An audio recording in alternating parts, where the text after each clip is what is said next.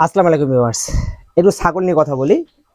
ছাগল দুইটার বাচ্চা হয়েছে, কালার দুইটা খুবই পছন্দ হয়েছে আমার, বেশ হয়েছে।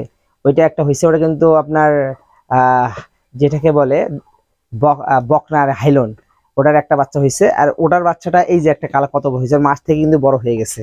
আর এই দুইটা বাচ্চা মাকে আমি বিক্রি করছি, কাজে লাগাইছি আর কি, আমার মেয়ের নাম রাখছি, সেক্ষেত্রে কাজে লাগছে।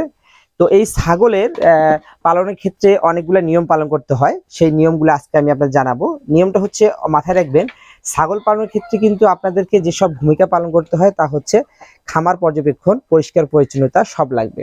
আমার এই সবগুলো বকরি ছাগলের কিন্তু খুঁড়ে হয়েছিল, তো অনেক কষ্টে কিন্তু এগুলো সুস্থ হয়েছে, একটা করে ছাগল নষ্ট হয় নাই। তবে মাথায় রাখতে হবে, অবশ্যই অবশ্যই পরিষ্কার পরিচ্ছন্নতা মাথায় রাখতে হবে, নাহলে কিন্তু হবে না। প্রত্যেকটা পায়ে ধরছিল, পরিষ্কার পরিচ্ছন্ন করার পর সুস্থ হয়েছে। আর এখন বিষয় হচ্ছে যে ছাগলের খামার করতে গেলে পর্যাপ্ত পরিমাণে ঘাস দিতে হবে।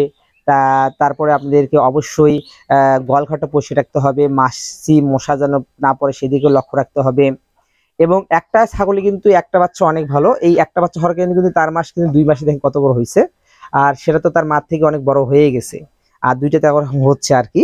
যাই হোক, তো ছাগলের বীজ দেওয়ার ক্ষেত্রে সেটা ভাববেন যে পাঠাটা কত বড় আছে সেটাও লক্ষ্য রাখতে হয়। পাঠার উপর নির্ভর করে কিন্তু আপনার বাচ্চা মানে নেক্সট জেনারেশন আসে কিন্তু।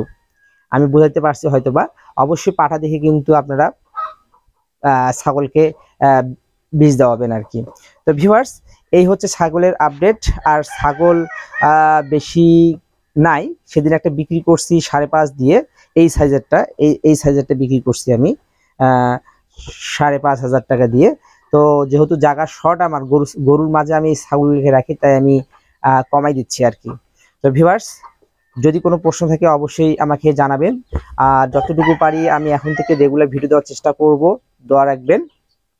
তো ভালো থাকবেন, সুস্থ থাকবেন, আল্লাহ হাফেজ।